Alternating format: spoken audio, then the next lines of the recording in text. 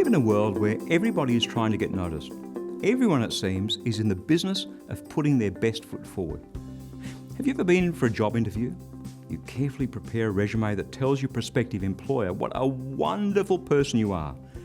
You pay particular attention to your appearance. You make sure that you're on time. You shake hands, you look the interviewer in the eye, and you try your best to impress them. And out there in the digital world, everybody is publishing in social media. There are literally billions of blog sites. Everybody is putting their best foot forward. Everybody is speaking, publishing, trying to get noticed, trying to become an instant internet sensation. It's an interesting thing these days, trying to get noticed. We live in such a cluttered media marketplace with hundreds of television channels, the internet, YouTube, blogs, Twitter, Facebook, Instagram, and whatever it is that's going to be coming next. And how do you get noticed? Well, the reality is that you have to do something pretty spectacular, something incredibly talented, incredibly good, incredibly funny, or incredibly bad even, to rate a mention. And so the easiest thing in this world is to imagine that God's like that. He's a busy guy and we have to do something incredible, something that really stands out to get God's attention. So, how do you get God's attention?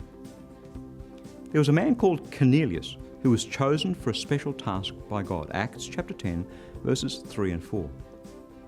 One afternoon at about 3 o'clock, he had a vision in which he clearly saw an angel of God coming and saying to him, "Cornelius!" He stared at him in terror and said, "What is it, Lord?" He answered, "Your prayers and your alms have ascended as a memorial before God."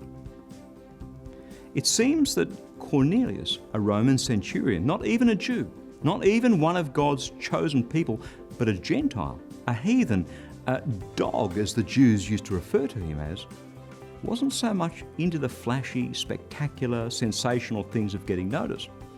He was just going along quietly through life, praying to God and giving to the poor. And those two simple, faithful, decent things that he'd been doing very much in secret, no doubt, had, according to this angel at least, ascended as a memorial before God. In other words, Cornelius had grabbed God's attention. I wonder, what do you imagine that you have to do to grab God's attention? What are you doing to get God's attention? Because what Cornelius did, well, it wasn't all that spectacular, was it? But as things turn out, God isn't so much interested in the flashy stuff.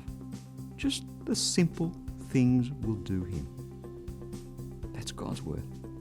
Fresh for you today.